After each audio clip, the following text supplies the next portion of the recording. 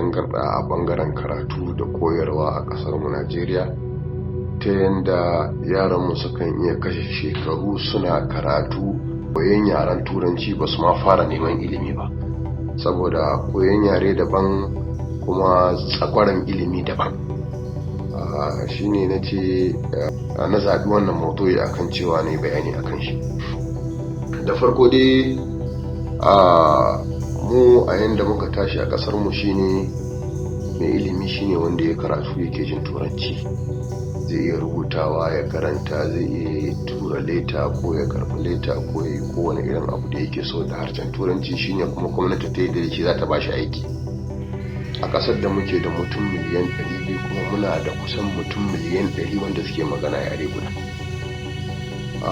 Idan aka dubi kasashe irin China za a samu suna aiki da yaran su wanda kamar in ce yaren Mandarin wanda ake da akalla mutum miliyan 900 wanda suke magana da shi. Idan ka duba Rasha za ka samu da yaran su suke magana, da kuma shi suka ci gaba suke zuwa duniyar wata, da shi suka yi kere-kere, suke kera nukiliya, suke kera jiragen sama. To me yasa mu a Najeriya ya zama dole tilas ne 'ya'yanmu sun kashe shekara 10 zuwa 14 don su koyi yaren wani kafin su fara neman ilimi? Menene zai samu idan aka ce a Najeriya mu ko da bangaren kasar arewa za mu koyar da yarenmu na Hausa? Misali, tunda duk wani bafulatani kusan yana jin Hausa, duk wani babulware kusan yana jin Hausa, duk wasu kananun kabilu da suke arewa kusan suna jin Hausa, yawancinsu ma wasu ba su jin yarurrukan su sai Hausa. Me zai hana ba za a maida tsarin karatu namu na yankin arewa ya koma da yaranmu ba? In ya so harshen turanci ya zamanto madda ko in ce subject wanda za a sa shi ma yana daga cikin madodin da za a rika koyarwa a makaranta, maimakon ya zamanto shine yare na tilas wanda dole yaranmu da shi za su yi karatu. Alhalin kuma an riga an san cewa karatu da wannan yaren ba ta lokaci ne. Shine nake kira ga duk wanda suke da ruwa da tsaki, inda har gyara suke buƙatar yi a bangaren ilimi, ta yadda mutanenmu za su karbi makarantun nan su yadda da tsarin karatu. Ya kamata ya zamanto wannan karatu a yi shi da harshen. A kasashen Laraba za ka samu mutum ya yi karatu tun daga primary school, zai gama secondary, zai je jami'a, zai yi digiri, zai yi masters, zai yi phd, amma da yaren ƙasarsa yake yi. Duk wani littafi na chemistry ko na physics ko kuma na wani ilimi da ya shafi ilimin zaman duniya za a rubuta shi da yaren shi. In ko an yi shi da harshen turanci, akwai wanda gwanaye ne aikinsu shine tarjama ko translation ko in ce canjin yare, sai a mai da shi daga turanci ya koma larabci, a mai da shi daga faransanci ya koma larabci, a mai da shi daga chinanci ya koma larabci. Yawancin littattafan duniya wanda aka sani irin su Nicola Machiavelli, irin su Father James Way, irin su William Shakespeare, irin su mai sunan shi Einstein, duk wani wanda yake da wani littafi ko kuma wani nazari da yayi da wani harshe na duniya, akwai masana wanda suna nan a zaune, aikinsu na dindindin shine su juya wannan yaren da harshen larabci ta yadda 'ya'yansu za su iya yin karatu. Kaga ya zamanto mutumin da ya iya karatu da harshen larabci, ko da bai yi jami'a ba, kai ko bai yi junior secondary school ba, inda zai karanta ya rubuta, to zai iya daukan littafi da ya shafi bangaren ilimi kaza ya yi karatu da shi kuma ya samu wayewa. Ba lalle ne ya zama masani ba, ya samu wayewa, ya san abin da duniya take ciki. Sai mu ya zamanto za ka san mutum ya yi karatu har ya gama jami'a, kai har ya kai matsayin farfeso, idan ka zo ka duba kanta inda yake ajiye littattafai, babu littafi ɗaya wanda yake rubuce da harshen Hausa. Ba wani dan uwansu da zai shigo daga ƙauye wanda ya iya karanta abacha da ya dauki littafi guda ɗaya ya karanta ya samu wani ƙarin ilimi akan abin da yake so ya sani na duniya. Kaga akwai matsala, ya kamata a bincika. Sannan manyan 'yan kasuwa da 'yan boko, kalubalen ku, kun walakanta mu, kun walakanta kanku, kun walakanta harshen Hausa. Na shiga YouTube, na shiga Google, na yi bincike akan harsuna da dama.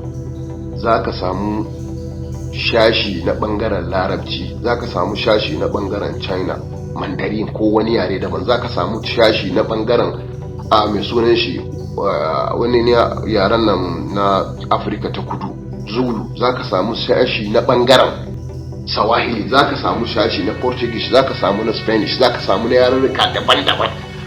Amma harshen Hausa babu wani shashi da zaka shiga wanda wata jami'a ta kasar Najeriya ko ta Niger ko ta Ghana ko wata ƙasa da suke aiki da harshen Hausa wanda za su yi wani shashi a tara manyan masana kamar mutum 10 wanda za su taro harshen Hausa su yi masa kundi guda a ajiye shi a wurin. Duk wani dan Bahaushe ko mai koyon harshen Hausa duk inda yake a duniya zai iya shiga ya bincike, ya ɗauko bayanin da yake so ko kuma ya ƙara samun ilimi akan abin da yake bincike. Lalle na riga na san malaman harshen Hausa, wannan ba laifin ku bane, tunda duk kasashen duniya masu kuɗi ne suke yin gidauniya ta kula da yare kaza. Duk shekara za su ware mata miliyan kaza. Kamar misali a ce jami'ar Bayero tana da bangaren kula da harshen Hausa, cibiya ta nazarin harshen Hausa. To akwai wani mai kuɗi misali a Kano ko a Katsina ko a Sokoto ko a Zamfara ko a Borno ko a wani yanki na wata ƙasa da suke magana da harshen Hausa. Duk shekara yana ba da gudunmuwa misali a ce naira miliyan 100 ta wannan cibiya da ke kula da nazarin harshen Hausa. Wannan cibiya za ta samu website ta buɗe wanda aikinsa kenan duk wani bayani da ya tattaru ya shafi harshen Hausa za a zuba shi a gun. Za a rika taro tsakanin Hausawan Ghana da Najeriya da Niger da sauran kasashe da suke magana da harshen Hausa. Ya zamanto muna da kaman wani dictionary babba wanda zai kunshi dukkan abin da ya shafi harshen mu a cikin wannan kundi. Ta duk inda kake a duniya zaka bincika. Amma idan ka shiga Google ka bincika zaka ga cewa kaman ma a duniya babu wani yare sunan shi Hausa, alhalin akwai fiye da mutum miliyan 200 wanda suke magana da harshen Hausa, Hausawa ko wanda suke jin Hausa. To ya kamata a yi nazari, saboda lalle idan mutum ya tsaya yi bincike zai ga cewa tushen lalacewar ilimi shine cusa mana yaran da ba namu ba, aka ce dole he da shi za mu yi karatu. Mu kafin bature ya zo ya samu muna aiki da harshen Hausa, muna rubuta shi kuma muna wasiƙa da shi, muna karatu da shi. Kaga kenan ya zama muna da ilimi. Akwai bambanci da waɗanda suke kudu da ya zo ya same su ba sa karatu, ba sa rubutu, ba su da ilimi, ba su da addini. Ka gane? Saboda haka su idan ya zo ya ba su yaran shi daman da shi suka tashi suke rubutu. Mu kuma muna da culture, muna da thakafa, muna da adabi namu na harshen Hausa wanda muke kira adabin baka. Akwai kuma na rubuce wanda muke yi da ajami na larabci, wanda muke rubuta da babbakun larabci. Yaya za a yi mu kankara wannan ilimin da yake cikin kwakwalwarmu sama da shekara 100 muna aiki da shi, kuma a kawo wani a ce dole da shi za a yi aiki? Duk waɗannan wanda suke da ilimi na da a matsayin jahilai suke. Ya kamata a yi nazari. In dai ana so a samu ci gaba, to ya kamata mu yi aiki da harshen mu. Idan aka yi taron Majalisar Ɗinkin Duniya, duk shugabannin kasashen duniya zaka ga sun sa speaker a kunnansu.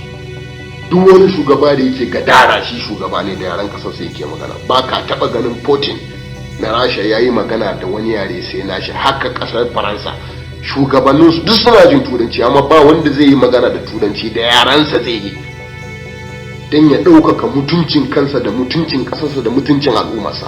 Amma mu banda mu, turancin namu ma baya jiwa sosai, ba wani fahimtar mu ake ba. Duk aka karya muke turancin, tunda ba yaran mu bane, ba a cikin su muka tashi ba, kuma ba mulkin mallaka suka yi mana inda suka yi mu wasu kasashe irin Australia inda suka zauna suka dade suka auratayya da su har ya zamanto sun zama guda. Mu zuwa mana suka yi, suka shigo suka kafa tsari suka fice.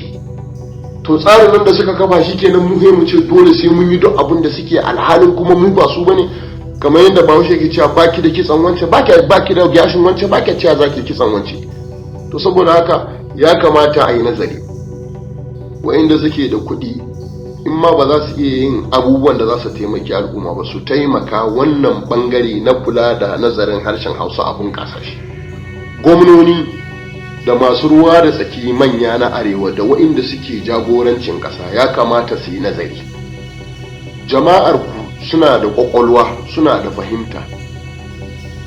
Ya kamata ku sahale musu, ku samu yadda za ku yi ku cusa musu yaransu na ƙasarsu, su yi karatu da shi ta halin yadda yaro daga ya shiga makaranta shekarar farko ya wuce wani batun maganar koyon karatu ko rubutu saboda daman yaran shi ne, ba kalmar da zaka faɗa mishi ya ce wai a nemo duk shinari ya bincika, wanda alhalin wani kudin duk shinarin ma aiki ne a gare shi.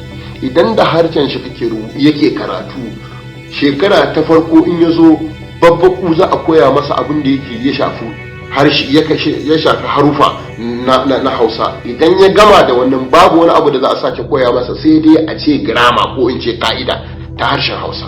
In banda haka shi kenan karatun shi zai ci gaba da yi daga shekara ta biyun nan har ya gama firamare, ya gama junior secondary, ya gama senior secondary. Ilimi yake ɗauka, ba ɓata lokaci yake a kan koyon yaren wani ba. Ina fata an gane.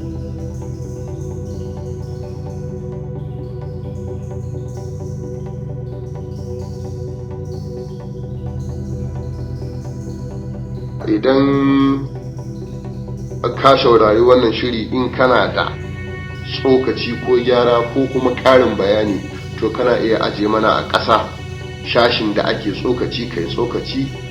Idan da gyara kai mana gyara, inda ƙarin bayani ka sa ƙarin bayani. In kuma kuna da shawara ko wani batu da kuke so mu yi magana a kan shi, shi ma kuna iya aje mana shi ƙasa wurin tsokaci. Na gode muku kuma wanda ya shaurara, kuma muna fata a yaɗa shi ba don komai ba don kishin al'umma.